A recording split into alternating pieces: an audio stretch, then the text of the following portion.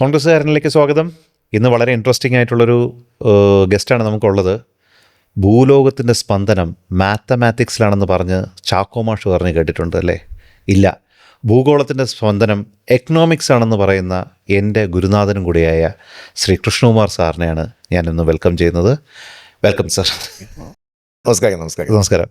എന്ത് പറഞ്ഞാലും എക്കണോമിക്സ് ആണ് സാറിന് അല്ലേ? എല്ലാത്തിൻ്റെ ഒരു അടിസ്ഥാനം സമ്പത്ത്. അപ്പോൾ സാറ് പറയുന്നുണ്ട്, ഞാൻ കഴിഞ്ഞ പ്രാവശ്യം പറഞ്ഞപ്പം എന്തോ ഒരു ഇത് പറഞ്ഞപ്പം മാനിഫെസ്റ്റോ പ്രിപ്പയർ ചെയ്യുന്ന കാര്യം പറഞ്ഞപ്പോൾ സാറ് പറഞ്ഞു അതിൽ എക്കണോമിക്സ് ഉണ്ടെന്ന് പറഞ്ഞു. അതെ അതെ അതെ, എല്ലാത്തിനകത്തും എക്കണോമിക്സ്, എല്ലാത്തിനകത്തും എനിക്കൊക്കെ എക്കണോമിക്സ് കാണാൻ സാധിക്കുന്നുണ്ട്. ശരി, അങ്ങനെയാണെങ്കിൽ എക്കണോമിക്സിൻ്റെ 2-3 തത്വങ്ങൾ വെച്ച് തന്നെ നമുക്ക് തുടങ്ങാം. ഓക്കെ. എലക്ഷനിൽ എക്കണോമിക്സ് എത്രമാത്രം ബാധിക്കുന്നു പൊതുജനത്തിനെയും എലക്ഷനെയും? അതായത് ഇപ്പം നമ്മൾ ഏറ്റവും ഇമ്പോർട്ടൻ്റ് ആയ കാര്യം എന്ന് പറയുന്നത് ബാക്ക് ടു ബാക്ക് എലക്ഷൻസ് നമുക്ക് വന്നുകൊണ്ടിരിക്കുകയാണ്. ഇത് നമ്മുടെ ഒരു എക്കോണമിക്കൽ സ്റ്റേജിനെ എത്രമാത്രം ബാധിക്കുന്നു? അല്ല, അത് രണ്ട് രീതിയിലാണ്. ഒന്ന്, ഒരു ഇലക്ഷൻ നടത്തുന്നതിൻ്റെ ചിലവും കാര്യങ്ങളും ഒക്കെ വരികയാണെങ്കിൽ ഒരു ഭീമമായ ചിലവ് സർക്കാരിൻ്റെ ഭാഗത്തുനിന്ന് മാറി മാറി വരുന്ന ഇലക്ഷനുകൾക്കുണ്ടാകും. പക്ഷേ അത് ഒരു ജനാധിപത്യ സംവിധാനത്തിൽ ജനാധിപത്യ സംവിധാനം നിലനിർത്തുന്നതിനും ആളുകൾ വോട്ട് ചെയ്യുന്നതിലൂടെ അവരുടെ അഭിപ്രായങ്ങൾ പ്രകടിപ്പിക്കുന്നതിനും ഒക്കെ അനിവാര്യമായിട്ടുള്ളതാണ്. അപ്പോൾ അതൊരു ചിലവായിട്ടല്ല ഞാൻ കാണുന്നത്, മറിച്ച് അതൊരു അത്യാവശ്യമായിട്ടുള്ള കാര്യമായിട്ടാണ്. ഒരു ജനാധിപത്യ പ്രക്രിയയുടെ അനിവാര്യമായിട്ടുള്ള ഘടകമാണ് തിരഞ്ഞെടുപ്പുകളെന്ന് പറയുന്നത്. അത് സുതാര്യമായിട്ട് അഴിമതിരഹിതമായിട്ട് നടത്തുക എന്നുള്ളത് അനിവാര്യമാണ്, അത്യാവശ്യമാണ്. ആയതിലേക്ക് വേണ്ടിയുള്ള ചിലവുകൾ, അതിന് ഇക്കണോമിക് ഇമ്പാക്റ്റ് ഉണ്ട്, ഇക്കണോമിക് ആസ്പെക്റ്റ് അതിനകത്തുണ്ടെങ്കിലും അത് അങ്ങനെ കണ്ടാൽ മതി. ഇനി ഇലക്ഷനുകളിലെ ജനങ്ങളുടെ തീരുമാനമെടുക്കലിന്, അതായത് ആർക്ക് വോട്ട് ചെയ്യണം, അല്ലെങ്കിൽ അവരെ സ്വാധീനിക്കുന്ന പ്രധാനപ്പെട്ട കാര്യങ്ങൾ, ഏതൊക്കെ ഇലക്ഷനായാലും സാമ്പത്തിക കാര്യങ്ങൾ വളരെയധികം സ്വാധീനിക്കുന്നുണ്ട്. ഇപ്പോൾ സാധാരണക്കാരനെ സംബന്ധിച്ചിടത്തോളം ഒരു ഇലക്ഷനിൽ സ്വാധീനിക്കുന്ന കാര്യങ്ങളെന്ന് പറയുന്നത് വിലക്കയറ്റം, അവശ്യ സാധനങ്ങളുടെ വിലയിലുണ്ടാകുന്ന വലിയ വലിയ വർധനവ് ഒന്ന്. രണ്ട്, സാധനങ്ങളുടെ ലഭ്യതയില്ലായ്മ, ഇപ്പം ഗ്യാസിൻ്റെ പ്രശ്നം ഉണ്ടായിരിക്കുന്നത് പോലെ. മൂന്നാമത്, ക്രമസമാധാന പ്രശ്നങ്ങൾ. ഈ ക്രമസമാധാന പ്രശ്നങ്ങളും സാമ്പത്തികവുമായിട്ട് കണക്റ്റഡാണ്. ക്രമസമാധാന പ്രശ്നങ്ങൾ കൂടുതൽ രൂക്ഷമാകുമ്പോൾ കേസുകൾ വരും, വഴക്കുകൾ വരും. അത് സോൾവ് ചെയ്യാനായിട്ട്, ഗമ്യതയിലെത്തിക്കാനായിട്ട്, നടത്തിക്കാനായിട്ട് ഒക്കെ ചിലവുണ്ട്, സാമ്പത്തിക ചിലവുണ്ട്. അപ്പം തൊഴിലില്ലായ്മ, വിലക്കയറ്റം, ഇതെല്ലാം ജനങ്ങളെ ബാധിക്കുന്ന പ്രശ്നങ്ങളാണ്. ഈ പ്രശ്നങ്ങൾക്കെല്ലാം ഒരു ഇക്കണോമിക് ഡയമെൻഷനുണ്ട് അല്ലേ, ഒരു സാമ്പത്തിക വശമുണ്ട്. അപ്പം ദാരിദ്ര്യം ഉള്ള ഒരു സമൂഹത്തിൽ ദാരിദ്ര്യരായിട്ടുള്ള ആളുകൾക്ക് അത്യാവശ്യമുള്ള സഹായങ്ങൾ ചെയ്യുന്ന ഒരു ഗവൺമെൻറ് ഉണ്ടെങ്കിൽ ആ ഗവൺമെൻറ്റിലേക്ക് ജനങ്ങൾ വിശ്വാസം കാണിക്കുന്നത്. മറിച്ച് ദരിദ്രരായിട്ടുള്ള ആളുകൾക്ക് യാതൊരു രീതിയിലുള്ള പ്രതീക്ഷകളും ഈ ഗവൺമെൻറ് കൊടുക്കുന്നില്ല എന്നുണ്ടെങ്കിൽ, അല്ലെങ്കിൽ ഗവൺമെൻറ് കൊടുക്കുന്ന എന്തെങ്കിലും ചില ചെറിയ ചെറിയ ആനുകൂല്യങ്ങൾ കൊണ്ട് ദരിദ്രൻ്റെ ദാരിദ്ര്യം മാറാനോ സാധിക്കുന്നില്ല, അവൻ സംതൃപ്തനല്ല എന്നുണ്ടെങ്കിൽ അവൻ അതിനോട് വൈമുഖ്യം കാണിക്കും. അപ്പോൾ ഇക്കണോമിക്സ് എന്ന് പറയുന്നത് പ്രധാന കാര്യമാണ്. പക്ഷേ സാർ, ഇപ്പോൾ റീസെൻ്റായിട്ട് LDF ഗവൺമെൻറ് പ്രഖ്യാപിച്ചൊരു സംഭവം, അതിദാരിദ്ര്യം ഇല്ലാത്ത ഒരു സംസ്ഥാനമാണ് കേരളം. അത് ഫാക്ച്വലാണ്, സത്യമാണ്? അല്ല, അതിനകത്ത് എനിക്ക് വലിയ അഭിപ്രായ വ്യത്യാസമുണ്ട്. ഞാൻ സാധാരണ ലേഖനങ്ങൾ എഴുതുന്നതാണ്. അന്ന് എൻ്റെ ചില ശാരീരിക ആരോഗ്യ പ്രശ്നങ്ങൾ കാര്യങ്ങളൊക്കെ ലേഖനം എഴുതിയില്ല എന്നേ ഉള്ളൂ. ഒന്നാമത്, ഈ അതിദാരിദ്ര്യമില്ലാത്ത സംസ്ഥാനം ആണ് എന്ന് പറഞ്ഞാൽ ഈ അതിദാരിദ്ര്യത്തെ അവരെ എങ്ങനെയാണ് ഡിഫൈൻ ചെയ്യുന്നത്? അതാണ് പ്രധാനപ്പെട്ട കാര്യം. ഇപ്പം നമ്മൾ ദാരിദ്ര്യത്തെക്കുറിച്ച് തന്നെ പറയുമ്പോൾ ഫിസിക്കൽ ക്വാളിറ്റി ലൈഫ് ഇൻഡെക്സ് എന്ന് പറഞ്ഞൊരു സംവിധാനമുണ്ട്, ഹ്യൂമൻ ഡെവലപ്മെൻറ്റ് ഇൻഡെക്സ് ഉണ്ട്, ഹ്യൂമൻ പോവർട്ടി ഇൻഡെക്സ് ഉണ്ട്. ഇതൊക്കെ അന്തർദേശീയമായിട്ട് അംഗീകരിച്ചിട്ടുള്ള ചില ദാരിദ്ര്യ നിർവചന സൂചികകളാണ്. ഇതൊന്നും കൂടാതെ തന്നെ നമുക്ക് നമ്മുടെ സംസ്ഥാനത്ത് ഒരു 5-8 പോയിൻറ്റ്സ് പറഞ്ഞിട്ട് ഈ 5-8 കാര്യങ്ങളിൽ ഒരു 5 കാര്യങ്ങളെങ്കിലും ഒരു വീട്ടിലുണ്ടെങ്കിൽ ആ വീടിനെ ദരിദ്ര കുടുംബമായിട്ട് പറയാം എന്നൊക്കെ പറയുന്നു. അപ്പോൾ ഈ അതിദാരിദ്ര്യം ഇല്ലാത്ത എന്ന് പറഞ്ഞാൽ ഇതൊക്കെ ദാരിദ്ര്യമാണ്. അതിദാരിദ്ര്യം എന്ന് പറഞ്ഞാൽ ഇവർ എങ്ങനെയാണ് ഈ അതിദാരിദ്ര്യത്തെ ഡിഫൈൻ ചെയ്യുന്നത്?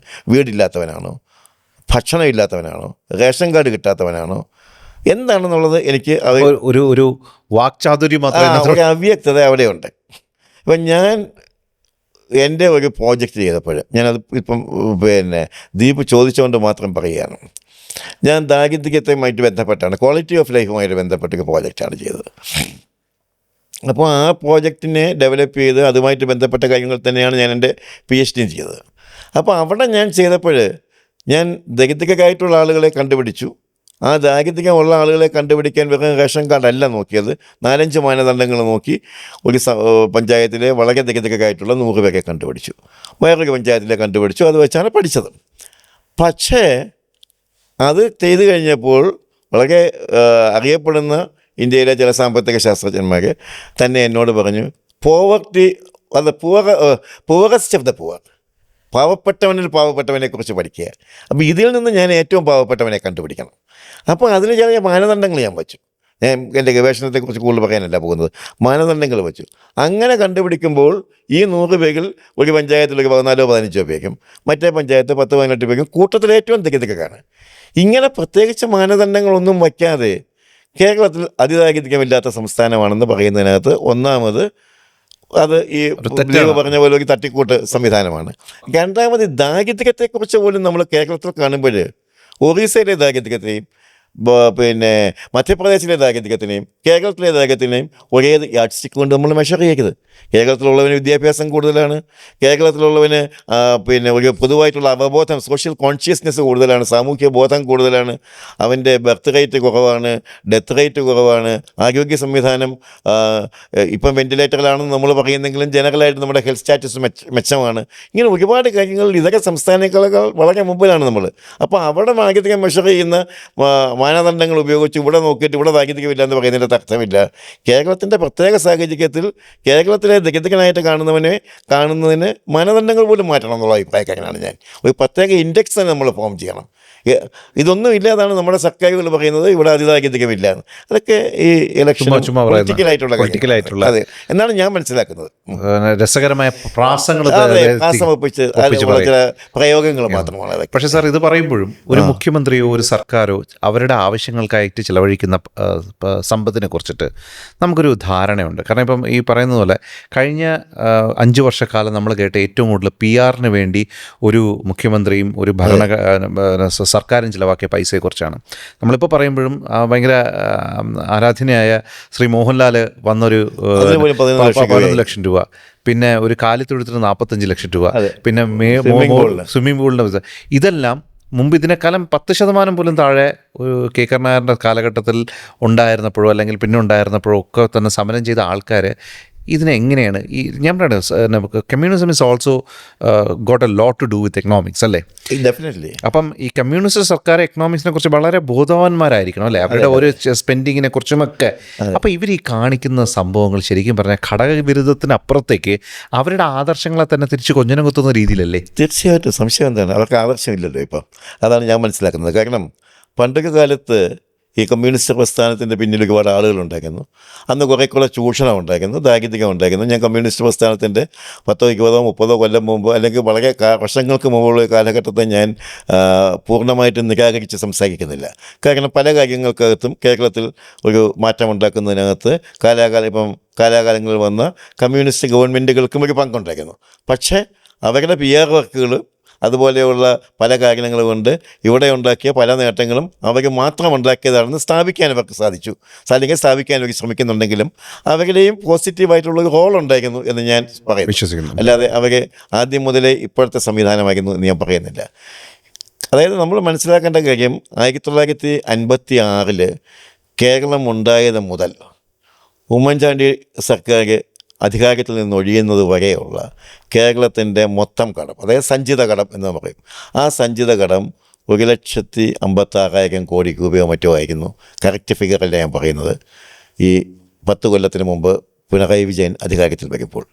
ഇപ്പോഴത് ഇവർക്ക് അധികാരത്തിൽ നിന്ന് ഇറങ്ങിയപ്പോൾ ഇപ്പം നമുക്ക് 3,700 കോടി രൂപ കഴിഞ്ഞ ആഴ്ചകളിൽ കടം വാങ്ങിക്കാനുള്ള തീരുമാനമെടുത്തത് ഉൾപ്പെടെയുള്ളതെല്ലാം കൂടെ വന്നു കഴിഞ്ഞാൽ ഈ മാർച്ച് അവസാനമാകുമ്പോൾ അത് 6 ലക്ഷം കോടി രൂപയായിട്ട് വയ്ക്കും. അപ്പോൾ 1.5 ലക്ഷത്തിൽ നിന്ന് 2 ലക്ഷത്തിനകത്തുനിന്ന് കൂട്ടിക്കോ, എന്നാൽ 3 ഇരട്ടിയായിട്ട് മാറി 6 ലക്ഷം കോടി രൂപയോളം കടം വയ്ക്കുന്നു, സഞ്ചിത കടം, ടോട്ടൽ കടം.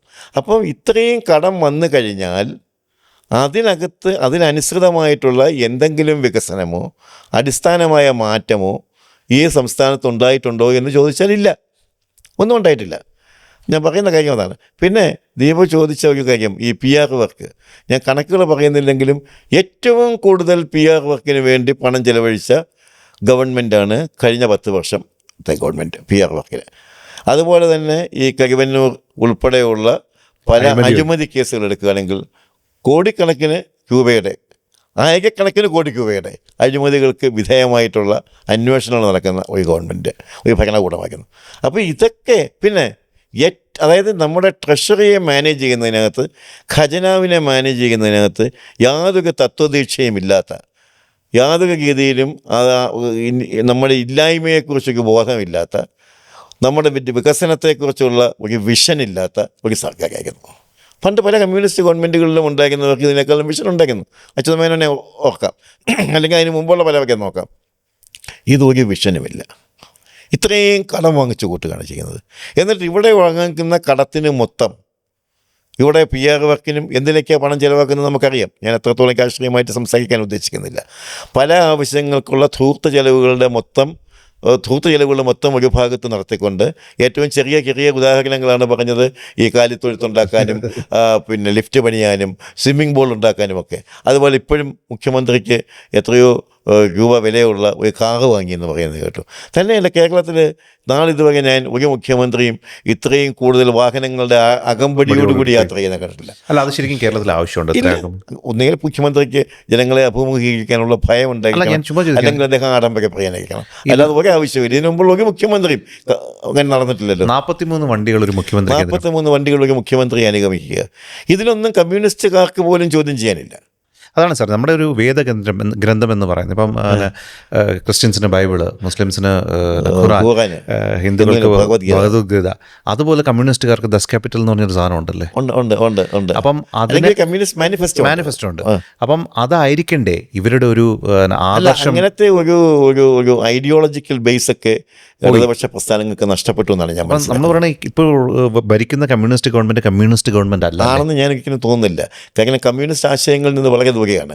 ഇപ്പോഴത്തെ ഗവൺമെൻറ്റിൻ്റെ തന്നെ ഒരു പ്രധാനപ്പെട്ട പ്രശ്നം എന്ന് പറയുന്നത് ഈ ഭരണകർത്താക്കൾ കമ്മ്യൂണിസത്തിൽ നിന്ന് ഒരുപാട് അകലെയാണ്. അതുപോലെ തന്നെ അവർക്ക് ജനങ്ങളിൽ നിന്നും വളരെ അകലെയാണ്. അവർക്ക് ജനങ്ങളുടെ അതൊക്കെ സുഖദുരിതമായ ജീവിതമാണ് നയിക്കുന്നത്. അത് പല കാര്യങ്ങളും നമ്മൾ പറയുമ്പോൾ ഞാൻ മനസ്സിലാക്കുന്ന രീതി പറഞ്ഞാൽ, ഇപ്പോൾ UDFൻ്റെ ഭാഗത്തുനിന്ന് ഒരു വീഴ്ച ഉണ്ടായാലും അത് കുറേ കൂടെ ജനാധിപത്യത്തിനും ഒക്കെ കോൺസെൻട്രേറ്റ് ചെയ്ത ആ ഒരു സ്റ്റൈലാണ്. ഇത് അത്രത്തോളം ജനാധിപത്യപരമായിട്ടുള്ള രീതിയൊന്നുമല്ല കമ്മ്യൂണിസത്തിനകത്തുള്ളത്. അങ്ങനെയുള്ള ഒരു സെൻട്രലൈസ്ഡ് സിസ്റ്റം കുറേയൊക്കെ വർക്ക് ചെയ്യുന്ന ഒരു ഇടതുപക്ഷ പ്രസ്ഥാനം കുറേ കൂടെ ജനങ്ങളോട് കമ്മിറ്റ്മെൻറ്റ് ഉണ്ടായിരിക്കേണ്ട ഒരു പ്രസ്ഥാനമാണ്. ഇത് ജനങ്ങളോട് യാതൊരു കമ്മിറ്റ്മെൻറ്റും ഇല്ലാത്ത രീതിയിലാണ് പോകുന്നത്. സാർ, ഇപ്പോൾ ഇതിൽ കുറിച്ച് വളരെ ഡീപ്പായിട്ട് ഒരു എക്കണോമിക്സ് എന്നുള്ള രീതിയിൽ ഞാൻ ചോദിക്കുകയാണെങ്കിൽ, സാർ, ഈ കിഫ്ബി എന്ന് പറയുന്ന ഒരു സാധനം, ഒരു സംഭവം, ഒരു സമ്പ്രദായം, അതിനെ ശരിക്കും നമ്മൾ പറയണ്ടേ, നമ്മുടെ പിന്നെ പാർഷ്യലായിട്ടുള്ള ജഡ്ജ്മെൻ്റ് ഒന്നും എടുക്കാതെ പറയുകയാണെന്നുണ്ടെങ്കിൽ അതൊരു നല്ല വ്യവസ്ഥയായിരുന്നു? അത് സത്യമാണോ? എത്രമാത്രം അത് ഗുണം ചെയ്തു? അതൊരു നല്ല മോഡ്യൂളായിരുന്നു. ഈ കിഫ്ബിയെക്കുറിച്ച് അത് എൻ്റെ ഐസക്കിൻ്റെ ഒരു കാലത്താണ് ഇത് കൊണ്ടുവന്നിട്ട് വയ്ക്കുന്നത്. കിഫ്ബിയെക്കുറിച്ച് എനിക്ക് പറയാനുള്ളത്, ഗവൺമെൻറ് ഒരുപാട് കടം സർക്കാർ നേരിട്ട് വാങ്ങും. അപ്പോൾ ഈ സർക്കാർ നേരിട്ട് വാങ്ങുന്ന കടത്തിൻ്റെ തോത് വർദ്ധിച്ചു കഴിയുമ്പോൾ സർക്കാരിന് ബഡ്ജറ്റിലൂടെ അല്ലാതെ, അല്ലെങ്കിൽ സർക്കാരിന് നേരിട്ടുള്ള കടം വാങ്ങലല്ലാതെ ഇൻഡയറക്റ്റായിട്ട് ഗവൺമെൻറ് കടം വാങ്ങാനുള്ള ഒരു സംവിധാനമാണ് ഈ കിഫ്ബി വഴി ഉണ്ടാക്കിയത്. അത് തന്നെ മസാല ബോണ്ടുകളും ഒക്കെ വന്ന് വളരെ കൂടിയ പലിശയ്ക്കാണ് കടം വാങ്ങിയത്. അപ്പോൾ ഈ കിഫ്ബിയുടെ പണം എന്ന് പറയുന്നത് സർക്കാരിൻ്റെ നേരിട്ടുള്ള ബോറോയിങ് അല്ലാതെ ബാക്ക്ഡോർ ഒരു രീതിയിലുള്ള ഒരു ബോറോയിങ്ങാണ് നടക്കുന്നത്. പക്ഷേ ഈ ബോറോ ചെയ്യുന്ന പണം മുഴുവൻ സർക്കാർ ആവശ്യങ്ങൾക്കാണ് ചിലവാക്കുന്നത്, അല്ലാതെ വേറെ ആരുമല്ലല്ലോ ബോറോ ചെയ്യുന്നത്. നമ്മളാരുമല്ലല്ലോ കിഫ്ബി ഇന്ന് പണം എടുത്ത് ചിലവാക്കുന്നത്. സർക്കാർ ബോറോ ചെയ്യുന്നു, പക്ഷേ ബഡ്ജറ്റ് മുഖേനയുള്ള ബോറോവിങ്ങിന് പകരം നേരിട്ടുള്ള കടമെടുപ്പിന് പകരം കിഫ്ബി മുഖേന കടമെടുക്കുകയും കിഫ്ബിയിൽ നിന്നെടുക്കുന്ന പണങ്ങൾ മുഴുവൻ സർക്കാരിൻ്റെ ആവശ്യങ്ങൾക്ക് വേണ്ടി ചെലവഴിക്കുകയും ചെയ്തപ്പോൾ ഈ പണം എന്ന് പറയുന്നത് സർക്കാരിൻ്റെ കടത്തിൻ്റെ ഭാഗമായിട്ട് കണക്കാക്കപ്പെട്ടു. അപ്പോൾ സർക്കാർ പറയുന്നത് അതിനെ മറ്റൊരു കടമായിട്ട് കൂട്ടണമെന്നാണ്. അപ്പോൾ അവിടെയാണ് സാറ് പറഞ്ഞത് ഈ 6 ലക്ഷം കോടി രൂപയുടെ കടം വരുമ്പോൾ ഇതെല്ലാം വരും. മാത്രമല്ല ഇതിനുള്ള ബെനിഫിറ്റ് നമുക്ക് ഉണ്ടായിട്ടില്ല. ബെനിഫിറ്റ് ഇല്ല. പിന്നെ വേറൊന്ന്, ഈ കിഫ്ബി വലിയ വലിയ പ്രോജക്റ്റുകളൊക്കെ പറയുന്നുണ്ട്. പക്ഷേ പരമ്പരാഗത വ്യവസായങ്ങളുടെ വളർച്ചയ്ക്കോ അല്ലെങ്കിൽ കാർഷിക മേഖലയുടെ വളർച്ചയ്ക്കോ അങ്ങനെയുള്ള വലിയ വലിയ വളർച്ച അടിസ്ഥാന വർഗത്തിൻ്റെ പുരോഗതിക്ക് വേണ്ടിയുള്ള പ്രോജക്റ്റുകൾക്കൊന്നും ഇവിടെ അവസാനമില്ല. പിന്നെ കിഫ്ബിയിൽ ഒരുപാട് പണം ചിലവാക്കാൻ തീരുമാനിച്ചെങ്കിലും ഈ കൂടുതൽ പണവും ചെലവഴിക്കപ്പെട്ടത് ഉൽപ്പാദനക്ഷമതയുള്ള മേഖലകളിലല്ല. അവർ കിഫ്ബിയുടെ പ്രവർത്തനത്തിൽ തന്നെ ഒരുപാട് താളപ്പിഴകളുണ്ട്. വികസനം ഉറപ്പാക്കാനായിട്ട് അത് ഒട്ടും തന്നെ ഉതകിയിട്ടില്ല. ഇപ്പം ഞാൻ പറയാം, കേരളത്തിൽ ഏറ്റവും പ്രധാനപ്പെട്ട ഒരു പ്രശ്നമെന്ന് പറയുന്നത് ഈ ഗവൺമെൻറ്, നമ്മുടെ എക്കണോമിക്സ് പറഞ്ഞുകൊണ്ട് ഒരു കാര്യം ഞാൻ പറയുകയാണ്. നമ്മുടെ സംസ്ഥാനത്ത് പദ്ധതി വിഹിതം ഗണ്യമായിട്ട് ഗവൺമെൻറ് വെട്ടിക്കുറയ്ക്കുകയാണ് ചെയ്യുന്നത്. അങ്ങനെ വെട്ടിക്കുറച്ചതിൻ്റെ ഭാഗമായിട്ട് ഒരു ഇടതുപക്ഷ ഗവൺമെൻറ് ആയതുകൊണ്ട് ഞാൻ പറയുകയാണ്, ഷെഡ്യൂൾഡ് കാസ്റ്റിൽ പെടുന്ന ആളുകൾക്ക് ചിലവഴിക്കേണ്ട 500 കോടി രൂപ വെട്ടിക്കുറച്ചു. ഷെഡ്യൂൾഡ് ട്രൈബിന് ചിലവാക്കേണ്ട 112 കോടി രൂപ കഴിഞ്ഞ വർഷം വെട്ടിക്കുറച്ചു. ഞാൻ പറയുന്നത് മനസ്സിലാകുന്നുണ്ടോ? അപ്പം SC ST വിഭാഗത്തിൽപ്പെട്ട ആളുകൾക്ക് പോലും വേണ്ടി ചിലവഴിക്കേണ്ടുന്ന പണം ഇവിടെ വെട്ടിക്കുറയ്ക്കപ്പെട്ടിരിക്കുകയാണ് ചെയ്യുന്നത്.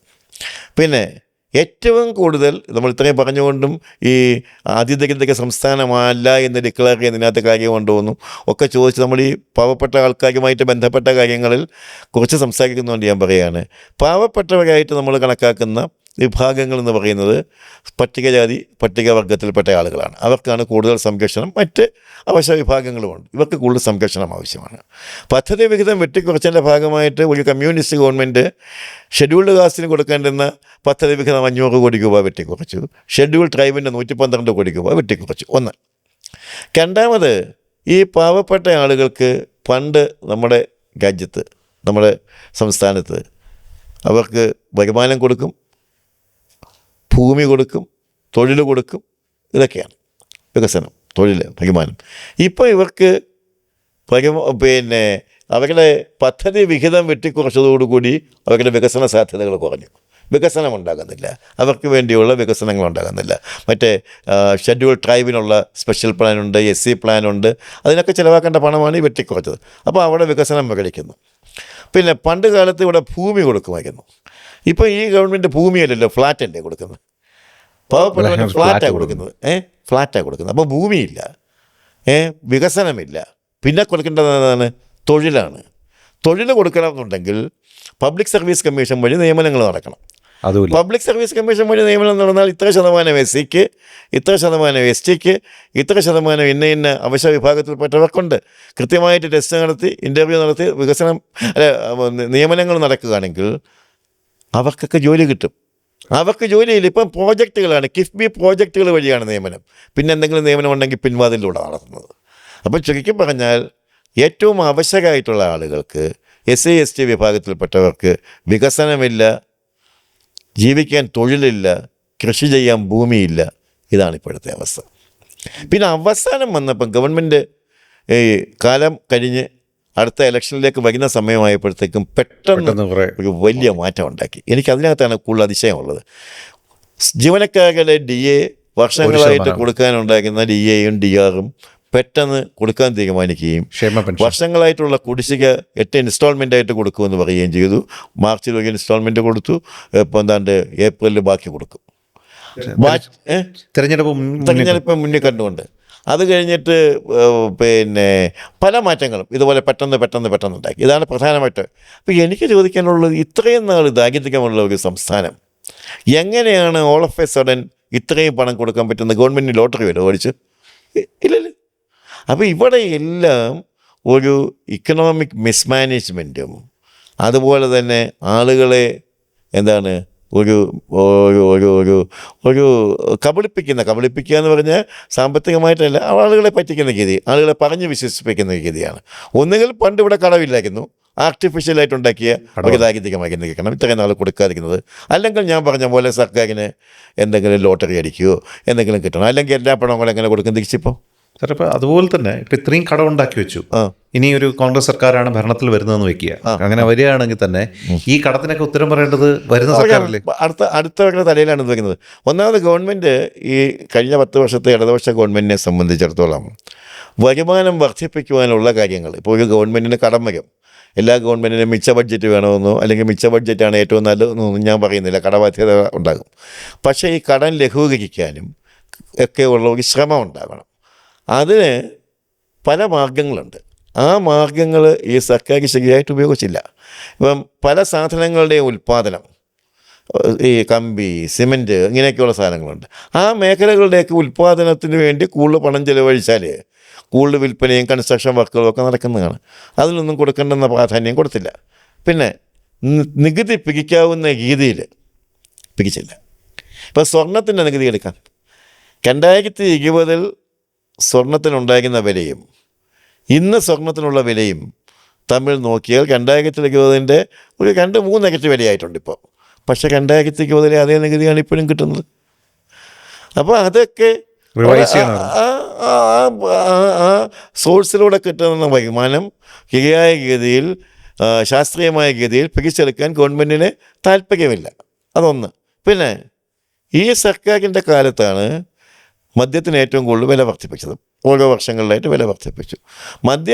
മദ്യത്തിൽ നിന്ന് കിട്ടുന്ന വരുമാനം സർക്കാരിൻ്റെ ഒരു പ്രധാന വരുമാനമായിട്ട് നമ്മൾ പറയുന്നുണ്ട്. ഈ സർക്കാരിൻ്റെ കാലത്ത് ഒരുപാട് ബാറുകൾ തുറക്കുകയും ചെയ്തു.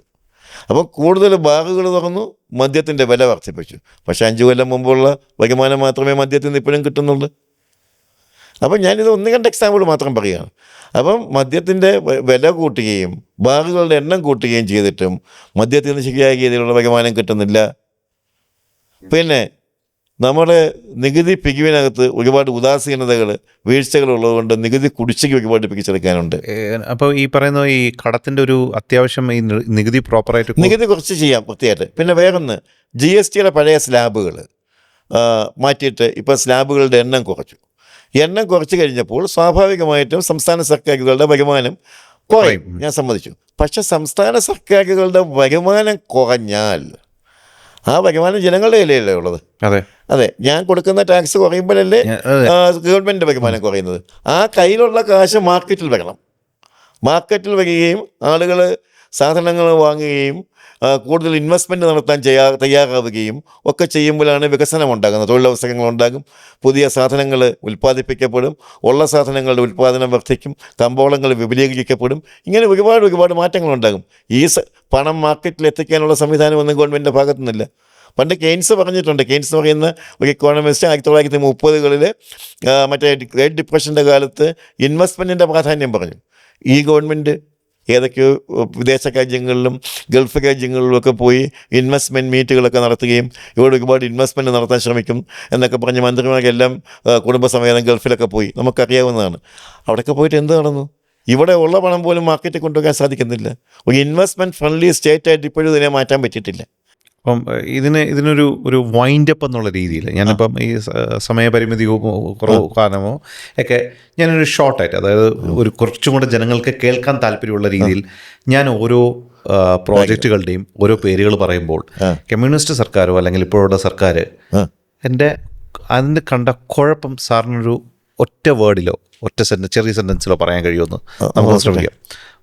ഒരു നമ്മൾ പറയുമ്പോൾ സാറിന് കിഫ്ബി എന്ന് പറയുമ്പോൾ സാറിന് എന്താണ് തോന്നാനുള്ളത്? കിഫ്ബി എന്ന് പറഞ്ഞാൽ അത് സർക്കാരിൻ്റെ ബാധ്യതകളാണ് ഉണ്ടാക്കിയിട്ടുള്ളത്, അല്ലാതെ പ്രതീക്ഷിച്ച നേട്ടങ്ങൾ ഉണ്ടാക്കിയിട്ടില്ല. ശരി, കേരളത്തിൻ്റെ ഫിനാൻസ് മിനിസ്റ്റർ ബാലഗോപാൽ എന്താ പറയുക സാറ്? ബാലഗോപാൽ എൻ്റെ വിദ്യാർത്ഥിയായിരുന്നില്ലെങ്കിലും MG കോളേജിലെ വിദ്യാർത്ഥിയായിരുന്നു. ബാലഗോപാൽ ബേസിക്കായിട്ടൊരു സാമ്പത്തിക ശാസ്ത്രജ്ഞനല്ല. ബാലഗോപാലിനെ മാത്രം നമുക്ക് സാമ്പത്തിക കാര്യങ്ങൾക്ക് വഴിയാക്കാൻ പറ്റത്തില്ല. ഗവൺമെൻറ്റിൻ്റെ മൊത്തത്തിലുള്ള ഒരു അപ്രോച്ചിൻ്റെ ഭാഗമാണ്. പക്ഷേ അദ്ദേഹം അത്ര വലിയൊരു ദീർഘവീക്ഷണമുള്ള സാമ്പത്തിക ധനകാര്യമന്ത്രിയൊന്നും ആണെന്ന് എനിക്ക് തോന്നുന്നില്ല. അപ്പം സർക്കാരിൻ്റെ വണ്ടികളും ഈ പറയണത് CMൻ്റെ 43 അതെല്ലാം വെറും ധൂർത്താണ്. അനാവശ്യ ചെലവുകളാണ്, ആർഭാടമാണ് അതൊക്കെ. ഈ ഗവൺമെൻറ് എത്ര ശതമാനം ദൂർത്ത്, 100ൻ്റെ കണക്ക് പറയുകയാണെങ്കിൽ എത്ര ശതമാനം ദൂർത്തിന് ചിലവഴിക്കുന്നതാണ് സാറിന് തോന്നുന്നത്? 100% ഉള്ളതിനകത്ത് പകുതിയിലധികവും അശാസ്ത്രീയമായിട്ടാണ് ചിലവാക്കുന്നത്. ചിലപ്പോൾ 10% ദൂരത്തിന് വേണ്ടി ചിലവാക്കുന്നുണ്ടാകും. പകുതിയിലധികവും അശാസ്ത്രീയമായിട്ടാണ്, അൺപ്രൊഡക്റ്റീവായിട്ടാണ്, അശാസ്ത്രീയമായിട്ട്. അൺപ്രൊഡക്റ്റീവ് മാത്രമാകണമെന്നില്ല, അശാസ്ത്രീയം എന്ന് പറയുമ്പോൾ വേണ്ട രീതിയിൽ ചിലവഴിക്കപ്പെടുന്നില്ല. ഇനി ദീപു ഇത് ചോദിച്ചുകൊണ്ട് ഞാൻ പറയുകയാണ്, കോൺഗ്രസ് ഗവൺമെൻറ് ആയാലും ഇനിയിപ്പം കമ്മ്യൂണിസ്റ്റ് ഗവൺമെൻറ് ആയാലും ആകെ അധികാരത്തിൽ വന്നാലും നമ്മൾക്ക് വലിയ എക്കണോമിക് ക്രൈസിസിനെ ആയിരിക്കും വലിയ വർഷങ്ങൾ നേരിടാൻ പോകുന്നത്. അത് ഓവർകം ചെയ്യാൻ ഇവിടെ സാധിക്കത്തില്ല എന്നൊന്നും ഞാൻ പറയത്തില്ല. കേരളത്തിലെ ഗവൺമെൻറ്റിനേ ഉള്ളൂ കാശില്ലാത്തത്. കേരളത്തിലെ മനുഷ്യർക്ക് കാശുണ്ട്, കേരളത്തിലെ വ്യക്തികളുടെ കൈ കാശുണ്ട്, സർക്കാരിന് കാശില്ല. സർക്കാരിൻ്റെ കാശില്ലായ്മയുടെ കാരണം എന്ന് പറയുന്നത് ഫിനാൻഷ്യൽ മിസ്മാനേജ്മെൻറ്റാണ്. അപ്പം പ്രോപ്പറായിട്ടുള്ള നികുതി നയങ്ങൾ, ആഡംബരക്കുറവുകൾ, അഡ്മിനിസ്ട്രേറ്റീവ് ചെലവുകളുടെ കുറവുകൾ, അതുപോലെ തന്നെ അഴിമതികൾ ഇല്ലാതാക്കുക, ധൂർത്തില്ലാതാക്കുക, ഇങ്ങനെ വളരെ കമ്മിറ്റഡായിട്ട് താല്പര്യത്തോടുകൂടി ആ കമ്മിറ്റ്മെൻറ്റ് ഈ ഗവൺമെൻറ്റിൻ്റെ ഭാഗത്തു നിന്ന് കുറവായിരുന്നു. ബഡ്ജറ്റ് എന്ന് പറയുന്നത് it should not be made a political document, it is basically an economic document. ആ കാഴ്ചപ്പാടോടുകൂടി മുമ്പോട്ട് പോയാൽ വരുന്ന കുറച്ച് വർഷങ്ങൾ കൊണ്ട് നമ്മുടെ കടബാധ്യതകൾ നമുക്ക് ഒരു പക്ഷേ കുറയ്ക്കാൻ പറ്റിയേക്കും. അതിനുള്ള പ്രാപ്തമായ ഒരു നേതൃപാടവോ നേതൃനിലയോ കോൺഗ്രസ് പാർട്ടിക്കുണ്ടോ? തീർച്ചയായിട്ടും ഉണ്ട്, കോൺഗ്രസ് പാർട്ടിക്കുണ്ട്. കോൺഗ്രസ് പാർട്ടിക്ക് കുറേ കൂടി ശക്തമായ ഒരു നേതൃത്വമൊക്കെയുണ്ട്. ഒന്നാമതൊരു ജനാധിപത്യ മൂല്യമുണ്ട്. ഇപ്പോഴത്തതുപോലെ കോൺഗ്രസിൻ്റെ ഒരു മുഖ്യമന്ത്രിയും പിന്നെ ഉമ്മൻചാണ്ടി സാഹിബ് പൊയ്ക്കൊണ്ടിരിക്കുന്നത് നമുക്കെല്ലാവർക്കും അറിയാവുന്നതാണ്. കോൺഗ്രസിൻ്റെ ഒരു മുഖ്യമന്ത്രി 43 കാറിൻ്റെ അകമ്പടിയോടുകൂടിയോ ആനയും ഭാഗ്യം കൊണ്ടൊന്നും പോകുമെന്ന് എനിക്ക് തോന്നുന്നില്ല. സുഹൃത്ത് ചെലവ് തീർച്ചയായിട്ടും കോൺഗ്രസിനേക്കാൾ കുറവായിരിക്കും. പിന്നെ കോൺഗ്രസിൻ്റെ ഗവൺമെൻറ്റുകളും കമ്മ്യൂണിസ്റ്റിൻ്റെ ഗവൺമെൻറ്റുകളും മൊത്തം 56 തൊട്ട് 10 കൊല്ലം മുമ്പ് ഈ ഗവൺമെൻറ് അധികാരത്തിൽ വരുന്നത് വരെ ഉണ്ടാകുന്ന കാലത്തുണ്ടായ കടത്തേക്കാളും ഇത്രത്തോളം കടം അധികരിക്കണം എന്നുണ്ടെങ്കിൽ അതിനകത്തൊരു സാമ്പത്തിക അച്ചടക്കമില്ലായ്മയാണ് കാരണം എന്നുള്ളത് ഏത് കൊച്ചു കുഞ്ഞിനും പറഞ്ഞാൽ മനസ്സിലാകും. അപ്പോൾ അത്രത്തോളം നിരുത്തരവാദപരമായ രീതിയിലുള്ള ഒരു ഭരണം കോൺഗ്രസിൻ്റെ ഭാഗത്തുനിന്നുണ്ടാകത്തില്ല. കാരണം അതിനകത്ത് കുറേ കൂടി ജനാധിപത്യ മൂല്യമുണ്ട്. അതാണ് എൻ്റെ കാര്യം. ഇവിടെ ജനാധിപത്യ മൂല്യം കുറവാണ്. എതിർവായി ഇല്ലാത്ത ഒരു പ്രസ്ഥാനമായിട്ടാണ് ഇടതുപക്ഷ പ്രസ്ഥാനം മാറിയിരിക്കുന്നത്. കോൺഗ്രസിനകത്ത് ജനാധിപത്യമുണ്ട്. അങ്ങനെ ഒരു പ്രതീക്ഷയോടുകൂടി ഒരു വലിയൊരു മാറ്റം സാമ്പത്തികമായും കേരളത്തിനുണ്ടാവട്ടെ എന്ന് നമുക്ക് പ്രത്യാശിച്ചുകൊണ്ട് thank you so much for joining. Thank you sir.